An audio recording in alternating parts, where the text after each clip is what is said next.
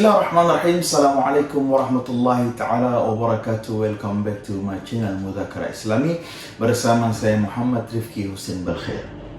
Alhamdulillah, assalatu wassalamu ala rasulillah Muhammad ibn Abdullah wa ala alihi wa sahbihi wa man wala wa la hawla wa la quwata illa billah, amma ba'd. Subhanaka la ilma lana illa ma 'allamtana innaka antal alimul hakim. Rabbi shrah li sadri wa yassir li amri wahlul 'uqdatam min lisani yafqahu qawli, amma ba'd. Alhamdulillah, pada kesempatan dan segmen yang berbahagia ini kita dapat bermuajahah, berjumpa lagi dalam segmen membahas daripada kajian hadis arba'in di dalam channel Mudzakarah Islami ini. Mudah-mudahan tetap istiqamah dan selalu dalam niat kita membangun channel Mudzakarah Islami ini, yaitu saling berbagi, memberi manfaat kebaikan, wabil khusus di dalam kajian agama-agama dan syariat-syariat Allah Ta'ala. Ya, bagi kawan-kawan yang baru bergabung di dalam channel Mudzakarah Islam ini, silakan untuk menonton channel ini dari video awal, jadi bisa mengikuti taklim dan kajian-kajiannya hingga saat ini. Kita masuk dalam kajian bab hadis arba'in, hadis 40, yang mana alhamdulillah kita sudah membahas 3 hadis. Sekarang kita akan masuk ke hadis keempat, yang sebagaimana podcast sebelumnya sudah saya jelaskan tentang hadis ketiga, tentang asas ataupun tentang daripada hukum Islam, dari rukun Islam, itu ada 5 perkara. Jadi yang mau melihat videonya silakan tonton sebelumnya. Dan insya-Allah pada segmen kali ini kita masuk ke hadis keempat, yaitu tentang penciptaan manusia ketika kita di dalam kandungan ibu kita, bagaimana Allah meniupkan ruh, bagaimana Allah menentukan kita, hidup kita, dari qada kita, dari kadar kita, jadi dari ajal kita, daripada takdir kita. InsyaAllah kita akan bahas di hadis keempat ini, ya.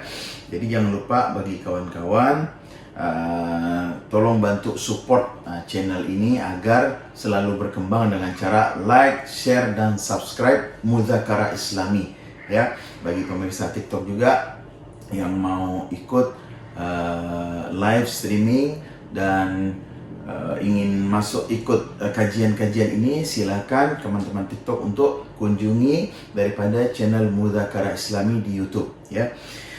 Jadi sebelum kita mulai, insyaAllah saya akan membacakan hadisnya dulu. Nah, insyaAllah setelah itu akan saya artikan dan saya terangkan. Bismillahirrahmanirrahim.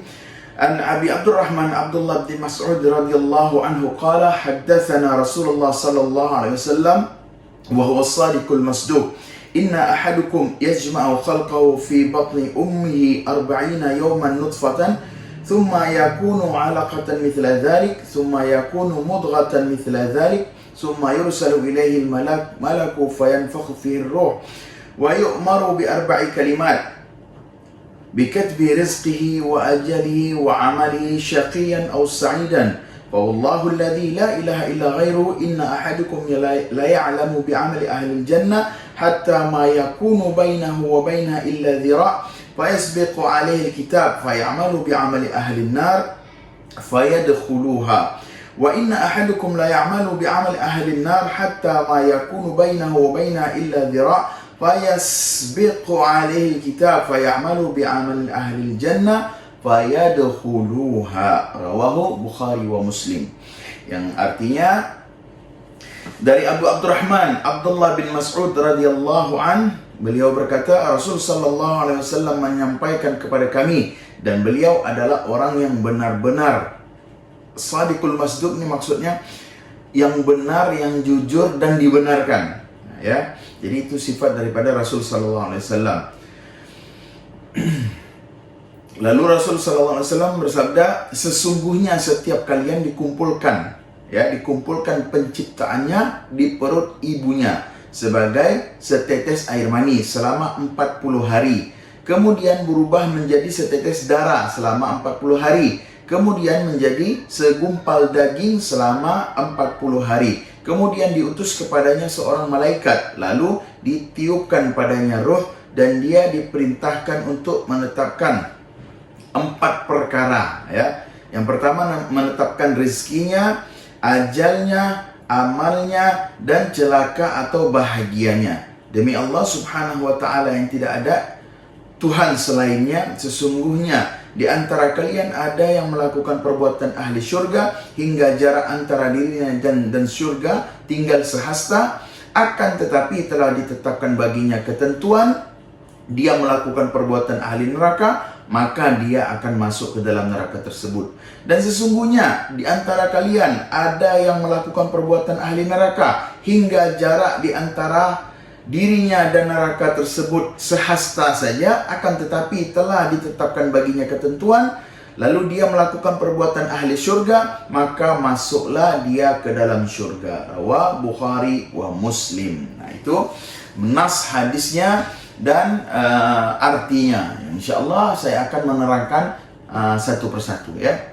Jadi hadis tersebut, hadis keempat di dalam kitab Arba'in Nawawi ini menjelaskan tentang penciptaan kita selaku manusia di dalam perut ibu kita. Jadi di dalam perut ibu kita ini kita diciptakan berangsur-angsur 3 fase. Yang pertama, ya seperti diterangkan di hadis tadi, di 40 hari pertama, ya, maka berpindahlah yang namanya air mani orang tua kita ke dalam rahim ibu kita selama 40 hari. Nah, selama 40 hari itu berkembang menjadi segumpal darah. Jadi 80 hari menjadi segumpal darah, ya. Lalu kemudian menjadi segumpal darah, 40 hari kemudian menjadi segumpal daging. Nah, ketika sudah 40 hari, berarti 40, 80, 120. Di 120 hari itu maka akan ditetapkan 4 perkara oleh Allah subhanahu wa ta'ala ketika kita di dalam rahim ibu kita, ya. Lalu di 4 perkara tersebut ialah yang pertama, diutusnya malaikat tadi di 120 hari, ya, di 120 hari umur kita di dalam rahim ibu kita, diutus malaikat untuk meniupkan roh. Nah, disinilah baru ada nyawa, baru ada roh. Jadi selama kita dari mani sampai segumpal daging, segumpal darah sampai segumpal daging, atau yang dikenal dalam ilmu biologis embrio, ketika sudah sempurna menjadi embrio, maka Allah subhanahu wa ta'ala mengutus malaikatnya untuk meniupkan roh. Nah, artinya meniupkan roh ini untuk diperintahkan menetapkan 4 perkara. Jadi ditiupnya roh untuk menetapkan 4 perkara ini. Yang pertama, menetapkan rezekinya, ya. Jadi kita ini di dalam rahim ibu kita, ya, belum kita terlahir di dunia, baru di dalam rahim ibu kita itu Allah subhanahu wa ta'ala sudah menentukan, ya, memerintahkan malaikat untuk menentukan daripada rezekinya. Artinya Allah subhanahu wa ta'ala sudah menanggung rezeki kita. Jangan khawatir atas rezeki yang sudah ada di dunia ini, karena Allah subhanahu wa ta'ala sudah menanggung rezeki kita, bahkan sudah ditentukan ketika kita masih di dalam rahim ibu kita selama umur 120 hari tadi, ya. Lalu ketika Allah menentukan daripada rezeki kita di dalam rahim ibu kita, Allah juga menetapkan daripada ajalnya kita. Jadi rezeki, ajal sudah ditentukan Allah subhanahu wa ta'ala sejak kita di dalam rahim ibu kita. Lalu sudah menentukan daripada amalnya dan celakanya. Artinya amal kita keseharian, perbuatan kita jauh sebelum kita lahir di muka bumi ini, Allah subhanahu wa ta'ala sudah menentukan semuanya, sudah ada konsepnya. Makanya di dalam ayat lain Allah subhanahu wa ta'ala berfirman di dalam Al-Quran, wala tayasu min rauhillah, jangan sekali-sekali engkau jauh daripada rahmat Allah. Artinya jangan putus asa dengan apa yang sudah Allah tentukan, karena Allah subhanahu wa ta'ala tidak akan memberikan cobaan ataupun musibah kepada hambanya yang hambanya tidak mampu untuk melewatinya. Nah, karena apa? Sudah ditentukan syaqiyan aw sa'idan. Dari celakanya kita, dari bahagianya kita, dari keseharian kita, dari amal kita, dari rezeki kita, bahkan ajal nanti kita nih kapan kita mati itu dari dalam rahim Allah, dari dalam rahim ibu kita. Allah Subhanahu wa taala sudah menentukan itu semua. Maka jangan sekali-sekali kita lari dari rahmat Allah atau putus asa. Alangkah baiknya kita menjalankan daripada apa yang sudah Allah perintahkan. Ya, kita memang hidup ini memang sandiwaranya Allah. Terserah Allah mau buat kita bagaimana, yang penting kita taat. Ketika Allah memilih kita menjadi orang yang alim, kita syukuri, alhamdulillah. Ketika Allah menjadikan kita orang yang kaya raya, kita syukuri, jangan kita kufuri. Ya, begitu juga ketika Allah menjadikan kita orang miskin, kita nikmati dan kita syukuri, karena semuanya itu adalah kebaikan bagi kita. Nah, makanya kita harus husnuzon, berprasangka baik kepada Allah Subhanahu wa taala. Karena apa? Di dalam kajian tasawuf juga, ini saya ingin sampaikan sedikit bahwasanya Allah itu tergantung prasangka hambanya kepadanya.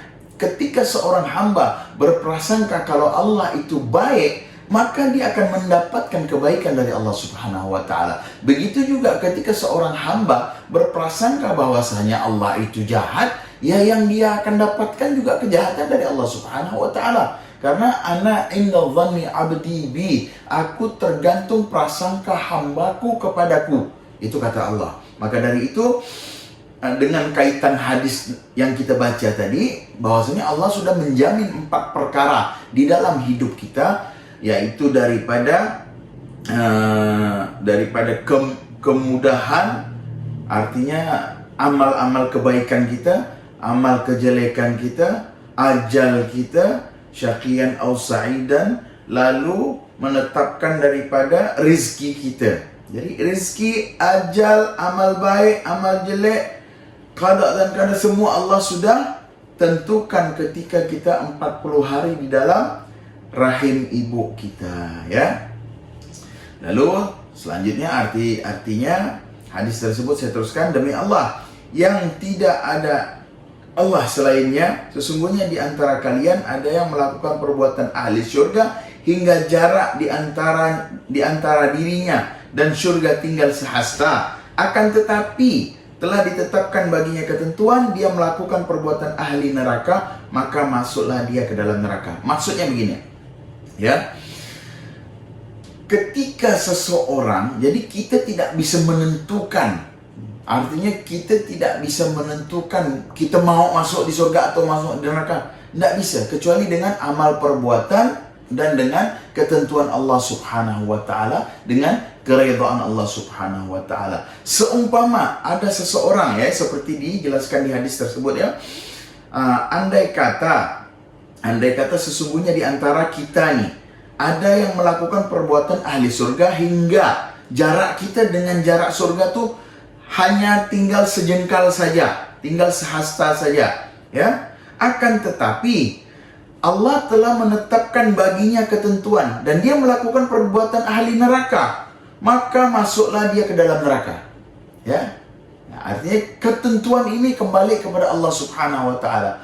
Allah lah menjadi hakim yang sebaik-baik dan sejujurnya. Apabila kita tadi dijelaskan, umpama kita udah berbuat dengan perbuatan ahli surga, dengan ibadah, dengan ini, dengan itu, pokoknya udah sempurna lah, sehingga jarak kita dengan surga ini udah sejengkal lagi kita bakal masuk surga.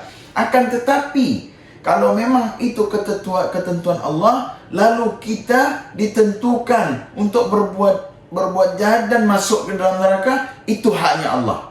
Tidak ada yang bisa merubah itu semua. Nah, ya. Lalu sebaliknya juga tidak menutup kemungkinan orang yang berbuat ahli maksiat, ya, orang yang melakukan perbuatan ahli neraka, akan tetapi Allah tentukan dia masuk surga, ya, kemungkinan dia bisa dapat hidayah, dia bertobat. Tidak menutup kemungkinan si ahli neraka tadi sepanjang hidupnya berbuat jahat lalu ketentuan Allah ingin dia masuk surga karena rahmatnya Allah, karena taubatnya dia, maka Allah Subhanahu wa taala masukkanlah orang itu ke surganya Allah. Walaupun jarak neraka dengan dirinya hanya sehasta, hanya sejengkal, tapi kalau Allah punya mau, ya, idza arada syai'an ayyakula lahu kun fayakun. Apabila Allah inginkan sesuatu, apa yang diinginkan kun, jadilah, fayakun, maka terjadi apa yang diinginkan. Ya. Jadi maksud dari hadis tersebut ialah kita ini tergantung apa yang Allah inginkan. Ya, ketika seseorang, nah ini saya ada satu cerita yang berkaitan dengan hadis ini, bahwasanya ada seseorang ahli ibadah, diriwayatkan nih orang ahli ibadah, sangat hebat ibadahnya, sehingga di dalam riwayat seseorang ini beribadah di balik bukit, setiap malam bukit itu mengeluarkan cahaya, sehingga orang yang di kampung itu melihat sesuatu ini takjub. Ada apakah di balik bukit ini? Sehingga setiap malam aku melihat di balik bukit ini ada cahaya yang luar biasa sampai kelihatan ke kampung sebelah. Maka ditelusurilah orang kampung tersebut, ternyata ada satu orang ahli ibadah yang setiap harinya dia beribadah kepada Allah. Artinya dengan zikir, dengan sholat, dengan pokoknya Masya Allah tidak terkontaminasi dengan dunia. Sampai saking hebatnya nih hamba beribadah, mengeluarkan cahaya yang amat luar biasa di balik bukit itu. Akan tetapi dalam riwayat cerita ini, ketika seseorang itu meninggal, Allah masukkan ke dalam neraka. Nah bayangkan, kan bagi kita yang awam nih kan, kok gitu Tuhan?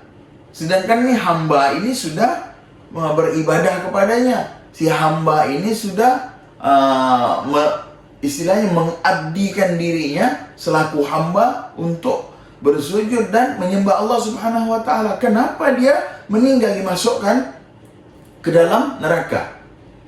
Nah, maka diceritakanlah dalam riwayat ini, ternyata ketika dia menjelang ajalnya dan meninggal, lalu kan amal ibadahnya kan akan dipertanggungjawabkan nanti nih di hadapan Allah. Lalu Allah Subhanahu wa taala menanyakan perkara ibadahnya. Wahai hambaku, apakah kau ingin masuk surga dengan ibadahmu tadi ini atau dengan rahmatku? Artinya rahmat Allah ini kan luas.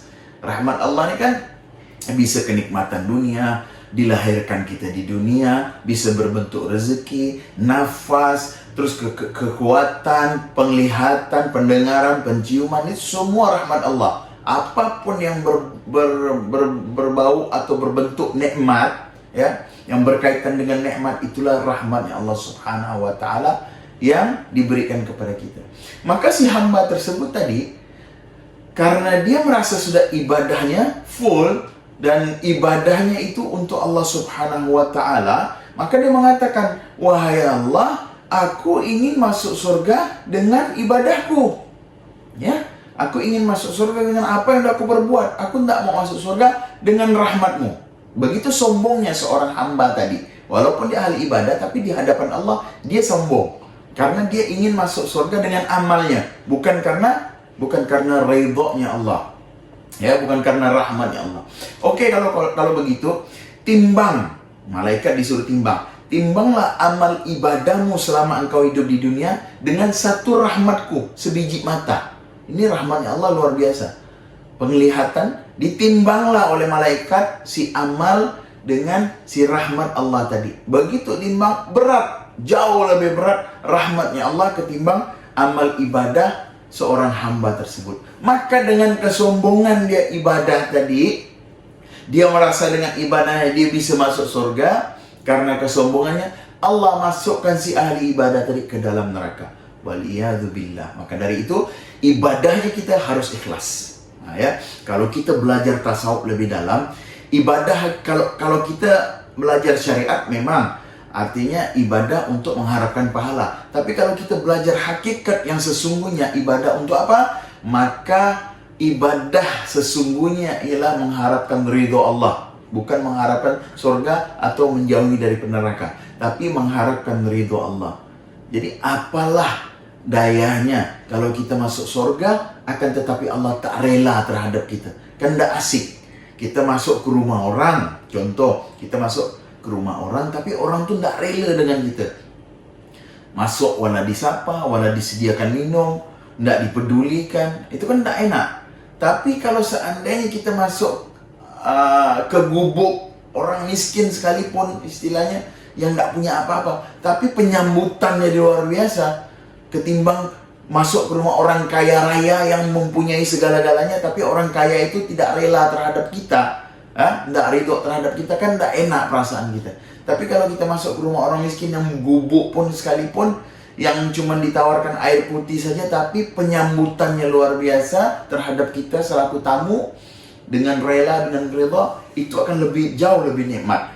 Nah begitu juga kalau kita masuk ke surga Allah, tapi yang punya surga, artinya Allah tidak rela dengan kehadiran kita di dalam surga, bahkan kita tidak dipedulikan dalam surga, rasa saya pun tidak enak. Jadi kejarlah ridhonya Allah Subhanahu wa Ta'ala, maka ridho itu akan mencakup seluruhnya. Keridhaan itu pasti mencakup seluruhnya, dari amal ibadah, dari kenikmatan, apa segala macam. Maka dari itu ibadahnya kita mencapai ridho Allah, bukan mengandalkan ibadah kita ini untuk masuk surga dan neraka. Itu tergantung ridho Allah. Begitu juga ada satu cerita, ya. Jadi tadi cerita ahli surga, cerita ahli ibadah yang dimasukkan Allah Subhanahu wa Ta'ala ke dalam neraka karena sombong akan ibadahnya. Begitu juga ada satu riwayat, saya rasa ini riwayat sering diceritakan oleh para ustadz-ustadz di ceramah-ceramahnya, ya. Riwayat ini datang terhadap orang yang ahli maksiat. Jadi seseorang ini ahli maksiat di dalam hidupnya. Dia bermain judi, dia berzina, dia minum khamar, mabuk-mabukan, tak pernah ibadah. Tapi dia Muslim, dia orang Islam, dan dia ada iman kepada Allah, walaupun mengalahkan daripada nafsunya sehingga dia menjadi ahli maksiat, ya. Jadi hidupnya itu ahli maksiat, penuh dengan maksiat.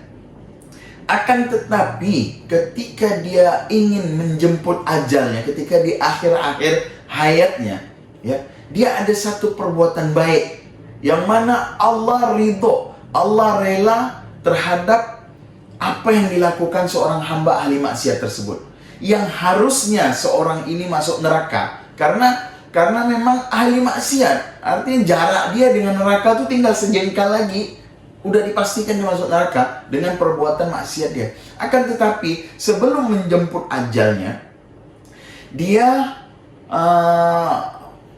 melihat satu ekor anjing yang lagi kehausan. Anjing di tepi pasar kehausan, hampir mau mati. Dia melihat itu hibah dalam dirinya. Lalu dia ambillah sepatu dia cari air, diambilkan air tadi itu, dikasih si anjing itu, sampai si anjing itu hilang haus dan segar kembali. Karena perbuatan itu Allah Subhanahu wa Ta'ala rela terhadap orang si ahli maksiat tadi. Lalu setelah dia berbuat baik itu, dalam beberapa langkah dia meninggal. Maka Allah masukkan seorang ahli maksiat tadi yang harusnya dimasuk ke neraka tinggal sejengkal lagi karena perbuatan baik dia terhadap makhluknya Allah, walaupun itu anjing, walaupun itu binatang. Akan tetapi Allah rela dan ridho terhadapnya, maka Allah masukkan dia ke dalam surganya Allah Subhanahu wa Ta'ala. Nah, disinilah yang kita kaji berkaitan dengan hadis yang disampaikan oleh Rasul Sallallahu Alaihi Wasallam tadi. Nah, hadis keempat nih. Walaupun dia berbuat dengan perbuatan ahli surga, tinggal sejengkal lagi dia masuk surga. Akan tetapi kalau ketentuan Allah Subhanahu wa Ta'ala memasukkan si ahli surga itu ke neraka, tapi pasti ada sebab. Allah Subhanahu wa Ta'ala memasukkan seseorang ini bukan asal masuk, tak, pasti ada sebab. Nah, contoh tadi karena kesombongan dia di dalam ibadah, maka dia akan masuk ke neraka. Begitu juga orang ahli maksiat, tiba-tiba Allah masukkan dia di surga, pasti ada sebab. Ya, sebabnya apa? Karena dia berbuat baik dan Allah ridho. Pada intinya bahwasanya surga dan neraka itu atas kehendak Allah, dan jangan jadikan kita ini beribadah tadi ini, jangan kita harapkan ibadah kita ini untuk memasukkan kita ke surga. Jangan. Itu istilahnya tanpa kita bicarakan pun itu udah pasti. Akan tetapi kita tingkatkan lagi bahwasanya ibadahnya kita itu kita ikhlaskan kepada Allah Subhanahu wa taala agar apa? Agar mencapai yang namanya ridha Allah Subhanahu wa taala. Kalau Allah sudah ridha, dimanapun kita ditempatkan pasti akan nikmat. Salah satu contoh Nabi Allah Ibrahim alaihissalam. Nabi Ibrahim itu kisahnya di dalam Al-Quran itu dia ingin dibakar hidup-hidup oleh umatnya sendiri. Ya, ingin dibakar, dibuat gundukan api kayu bakar unggun, terus dimasukkan Nabi Ibrahim di dalam gundukan kayu bakar lalu dibakar. Satu kampung melihatnya.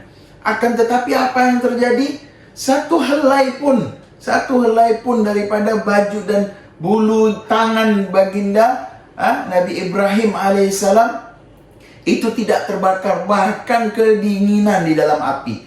Karena apa? Karena Allah ridho terhadap Nabi Ibrahim berjuang untuk menyampaikan daripada kalimatul haq, berjuang menyampaikan ajaran Allah kepada umatnya. Lalu mau dibakar oleh umatnya. Akan tapi Nabi Ibrahim kedinginan sesuai dengan firman Allah Subhanahu wa taala memerintahkan api, ya nari kuni bardan wa salaman ala Ibrahim. Wahai api, yang seharusnya sifat api ini panas, membakar, menghanguskan, ya.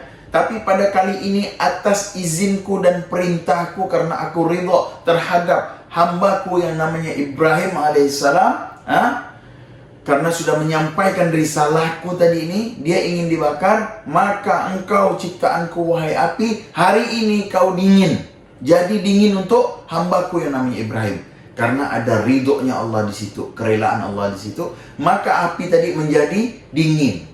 Bahkan orang yang membakarnya lari terbirit-birit, kocar-kacir. Karena apa? Nabi Ibrahim tak terbakar. Nabi Ibrahim tidak merasa panas. Bahkan bajunya pun tak tersentuh api, kulit dagingnya pun tak tersentuh api. Nah, di situ ibrah bahwasanya yang kita capai sesungguhnya adalah ridho Allah, ya. Itu mencakup dari segala-galanya, ya. Ya, jadi mudah-mudahan bisa dipahami ya daripada makna hadis tersebut, dari penciptaan, bagaimana Allah menciptakan kita dari setetes air mani menjadi segumpal darah, menjadi segumpal daging, setelah menjadi segumpal daging Allah tetapkan 4 perkara: hidup kita, kemuliaan kita, kenikmatan kita, kesusahan kita, ajal kita, semua sudah ditentukan Allah Subhanahu wa taala. Takdir kita itu namanya, ya. Nah, akan tetapi ada ikhtilaf ulama mengatakan bahwasanya yang tidak bisa dirubah itu ajal. Ajal itu artinya kematian kita, la yastakhiruna sa'atan wa la yastaqdimun. Ajal itu tak akan maju sedetik dan tak akan mundur sedetik. Ajal itu tak bisa dirubah. Segitulah. Akan tetapi takdir masih dapat bisa dirubah dengan kekuatan doa, ya, dengan amal ibadah kita. Masih ini ikhtilaf, tapi ya boleh kita pakai yang tetap, boleh kita pakai yang ikhtilaf, terserah. Ikhtilaf ulama mengatakan takdir masih bisa dirubah dengan kekuatan doa, dengan kemauan kita, dengan ijtihadnya kita, maka takdir kita masih dapat dirubah. Nah, ya. Itu dia. Lalu kandungan daripada hadis yang tersebut, yang pertama, Allah Subhanahu wa taala mengetahui tentang keadaan makhluknya sebelum mereka diciptakan dan apa yang akan mereka alami, termasuk masalah bahagia dan celaka. Artinya Allah maha segala-galanya, ya. Artinya bukan Allah tidak tahu dengan keadaan kita, dengan keluh kesah kita, dengan apa yang kita alami, musibah yang kita alami, kesenangan yang kita alami. Satu perkara pun, setitik perkara pun tak akan terlewatkan oleh Allah Subhanahu wa taala karena Allah maha mengetahui. Jangankan kita di dalam dunia ini, di dalam rahim ibu kita Allah sudah tentukan semua. Jadi Allah maha mengetahui semua itu. Hanya saja kita yang tidak mau tahu keberadaan Allah Subhanahu wa taala, sehingga ketika kita mendapatkan musibah, kita lupa dengan Allah. Begitu juga ketika kita mendapatkan kenikmatan, kita juga lupa dengan Allah Subhanahu wa Ta'ala. Itu jangan sampai ya, karena Allah selalu ada dalam diri kita dimanapun. Fa'ainama tuwalli wujuhakum fathamma wajhullah. Di mana engkau berpaling, di situ ada Allah Subhanahu wa Ta'ala. Makanya Allah ada di mana-mana. Bukan artinya Allah banyak, tapi Allah meliputi diri kita. Ya, ini masuk dalam kajian tasawuf, nanti diterangkan ya. Lalu yang kedua, tidak mungkin bagi manusia ya di dunia ini untuk memutuskan bahwa dirinya masuk surga. Yang saya bilang tadi, yang saya jelaskan, atau masuk neraka. Akan tetapi amal perbuatan merupakan sebab untuk masuk keduanya. Amal perbuatan yang ikhlas, yang atas bahwasanya amal perbuatan itu dilandasi oleh keridhaan dan kerelaan Allah Subhanahu wa Ta'ala ya. Jadi kita tidak bisa menentukan diri kita dengan perbuatan ini kita pasti masuk surga. Tidak. Yang pasti itu hanya milik Allah. Akan tetapi bagaimana kita husnuzon, berprasangka baik bahwasanya dengan perbuatan ini, dengan keikhlasan ini, Allah merahmatiku dan Allah memberi keridhaannya kepadaku. Ya.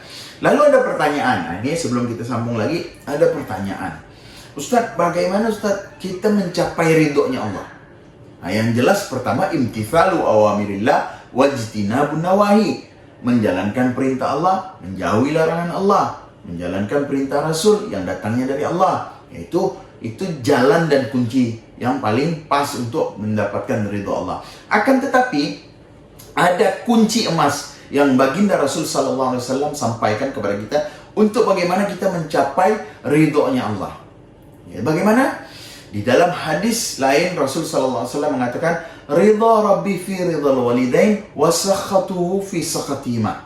Yang artinya kerelaan atau keredaan Allah itu terdapat di dalam keredaan kedua orang tua kita, atau kerelaan kedua orang tua kita. Dan kemurkaan Allah juga terdapat di dalam kemurkaan kedua orang tua. Maka dari itu, bagi kita seorang anak, ketika kita ingin mendapatkan ridho dan relanya Allah Subhanahu wa Ta'ala, kejar yang namanya kerelaan orang tua dulu. Karena tidak ada orang tua yang ingin menjerumuskan anaknya, kecuali memang orang tua itu bersifat setan iblis ya. Kalau masih bersifat manusia, insya Allah dia, walaupun si bapak atau si ibu ini penjahat, dia tidak mau menjadikan anaknya orang jahat. Nah itu kalau memang sifat manusiawi. Makanya kejar kerelaan orang tua. Kalau ibu kita tidak rela terhadap kita melakukan sesuatu, jangan dilakukan. Akan tetapi kalau kita ingin melakukan suatu hal yang positif, ketika kita izin dengan orang tua kita dan orang tua kita rela, insya Allah di situ terdapat juga kerelaan Allah terdapat kerelaan Allah Subhanahu wa Ta'ala. Lalu kandungan hadis yang ketiga, amal perbuatan dinilai di akhir. Nah ya, ini berkaitan dengan cerita saya yang tadi, yang seorang ahli ibadah dimasuk ke neraka, seorang ahli maksiat dimasuk ke surga. Karena apa? Karena tadi kandungan daripada hadis tersebut, amal perbuatan dinilai di akhir. Maka hendaklah manusia tidak terperdaya dengan kondisinya saat ini. Justru harus selalu memohon kepada Allah agar diberi keteguhan dan akhir husnul khatimah, akhir mati yang baik. Jadi kita jangan putus asa. Umpama kita nih di dalam golongan orang ahli maksiat, kita pemabuk, kita penjudi, kita penzina. Ini contoh, ya. Lalu kita jangan putus asa terhadap apa yang udah Allah berikan kepada kita. Selalu minta kepada Allah, ya. Minta doa kepada Allah, tunjukkan jalan yang baik, minta husnul khatimah. Mana tahu di situ Allah memberi hidayah kepada kita. Maka yang harusnya kita ahli maksiat, yang mana jarak kita dengan neraka hanya sejengkal, karena kekuatan doa, ya, kekuatan doa, terus perbuatan kita menunjukkan perbuatan baik, Allah beri kita hidayah, maka yang tadinya kita menjadi ahli neraka, Allah angkat kita menjadi ahli surga. Jadi tidak menutup kemungkinan. Maka saya bilang tadi, takdir masih bisa dirubah dengan kekuatan doa, perbuatan amal baik. Yang tidak bisa dirubah itu ajal. Nah, ini tadi ikhtilaf saya bilang kan. Jadi bukan saya mengatakan ini lalu pasti. Nah, ikhtilaf tuh perbedaan pendapat di antara ulama. Terserah, kalau bagi saya yakin takdir masih dapat dirubah selama kita yang mau merubahnya. Ya. Artinya dengan kekuatan doa, amal baik tadi ya. Jadi amal perbuatan dinilai di akhir. Husnul khatimah. Ahli maksiatkah dia? Kalau akhir hayatnya dia baik, maka Allah masukkan di dalam surga. Ahli ibadahkah dia? Tapi akhirnya dia berbuat maksiat, maka Allah masukkan di neraka. 1000 tahun antum ibadah, 1 hari antum maksiat, berzina, minum khamar, terus habis itu antum mati, antum masuk neraka. Tapi 1000 tahun kita berbuat maksiat, 1 hari menjelang kematian, kita ibadah, kita tobat, minta ampun, tidak ada satu dosa pun yang Allah tak ampunkan kecuali syirik. Dan ikhlas ibadahnya karena mencapai itu Allah ampunkan, maka Allah masukkan kita ke dalam surga walaupun orang itu ahli maksiat. Nah, ya, jadi khawatim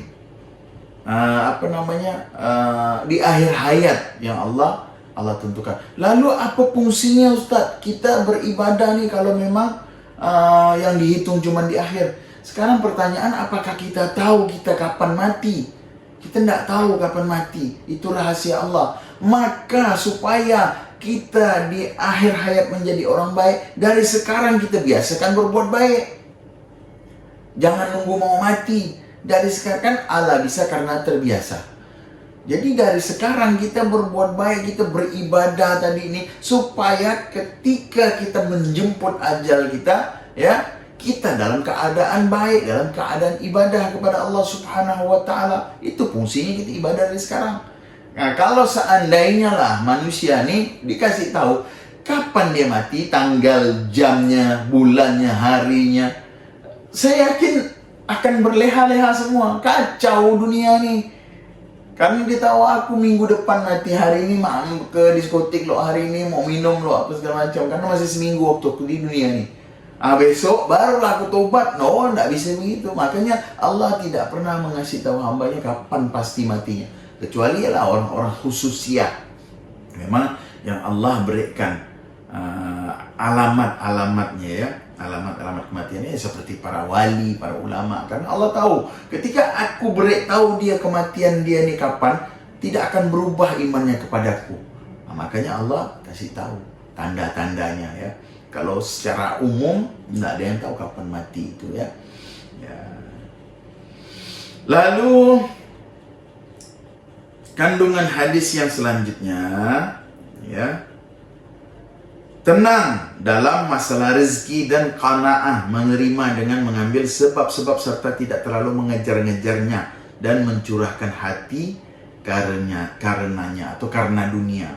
Maksudnya kandungan hadis tadi ini artinya tenang dalam masalah rezeki, artinya kita tidak usah risau lagi dengan apa-apa yang sudah Allah tentukan. Karena Allah udah tanggung kita. Dari rahim ibu kita, umur kita 120 hari di dalam perut ibu kita, itu rezeki kita sudah ditentukan Allah sampai kita mati.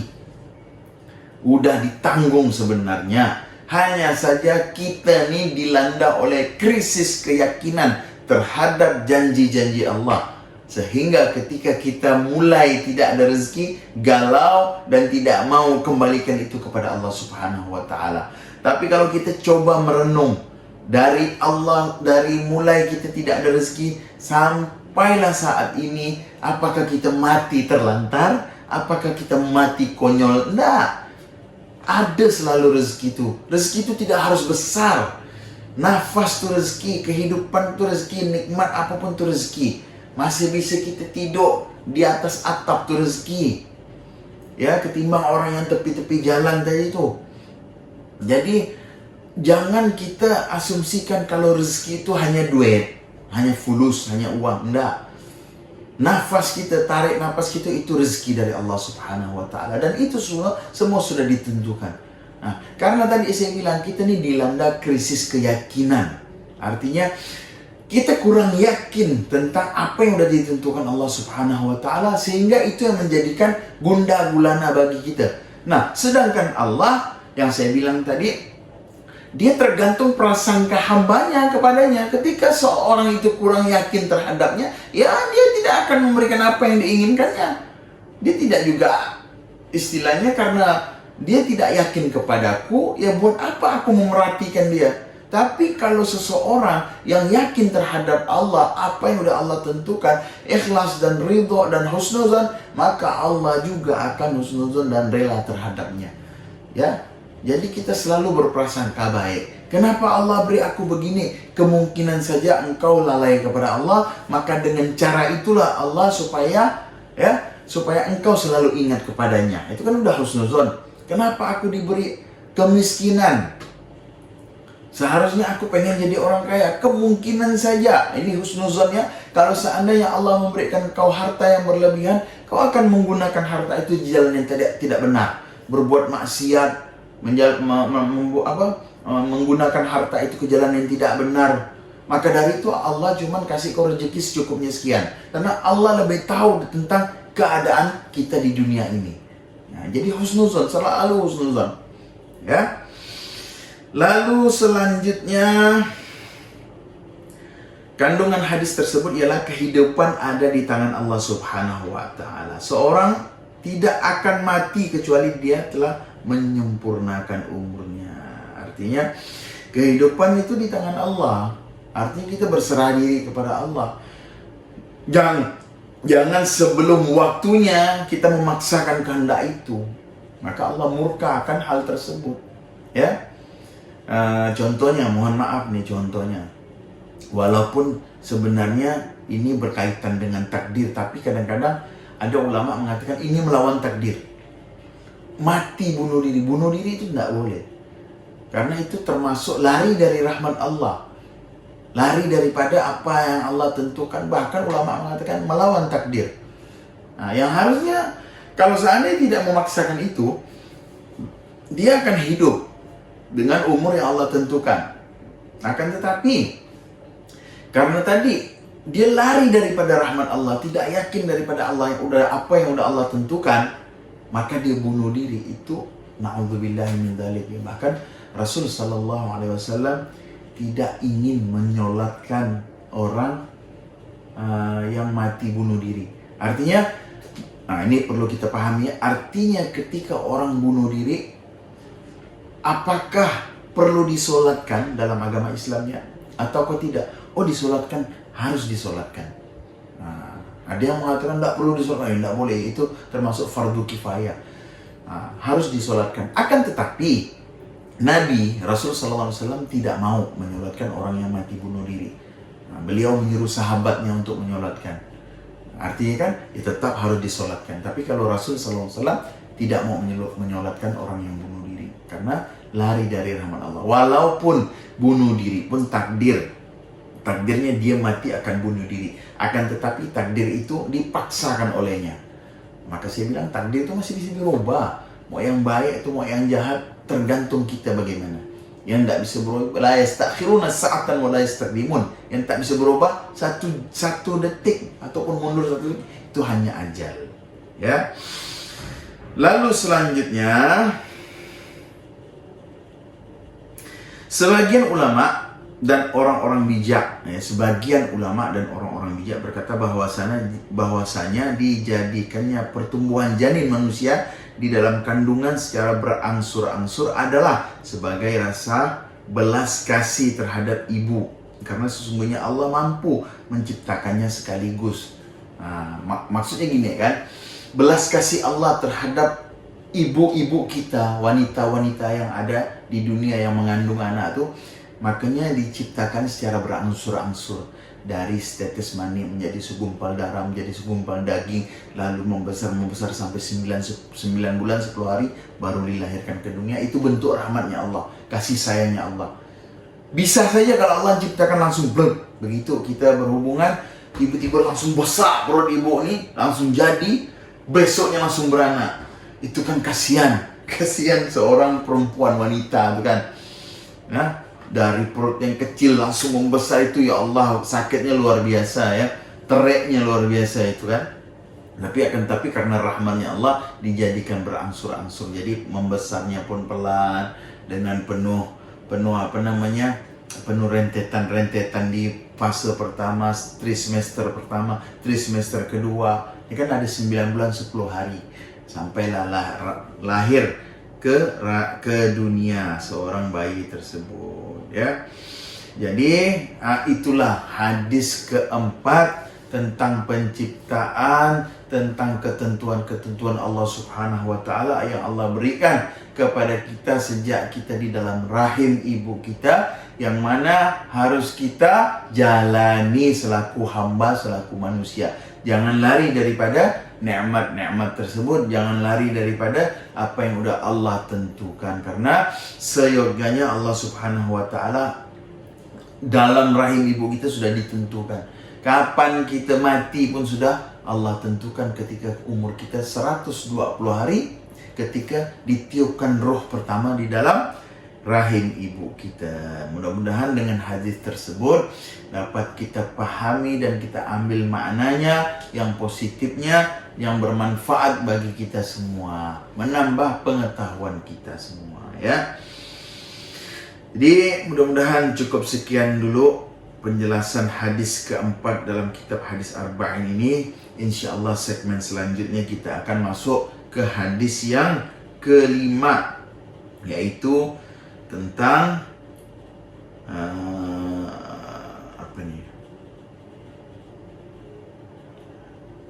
tentang mengada-ngada dalam urusan agama. Artinya suatu hal yang tidak ada dalam agama lalu diada-adakan, itu ada ancamannya. InsyaAllah kita akan membahas ini di segmen video podcast selanjutnya untuk membahas daripada hadis kelima tersebut. Mudah-mudahan kita tetap selalu istiqamah dalam beribadah kepada Allah Subhanahu wa taala. Dan bagi kawan-kawan di YouTube, di TikTok yang mau bergabung dalam channel Muzakara Islami ini, boleh lihat YouTube channelnya di YouTube, itu ketik ya Muzakara Islami. Dan kami harapkan kepada kawan-kawan tadi untuk bagaimana channel ini berkembang. Jangan lupa like, subscribe, di komen, dan di share channelnya sebanyak-banyaknya. Karena apa? Semakin kita banyak men-share video-video baik ini, maka kita juga tidak luput daripada pahala Allah Subhanahu wa ta'ala, ya.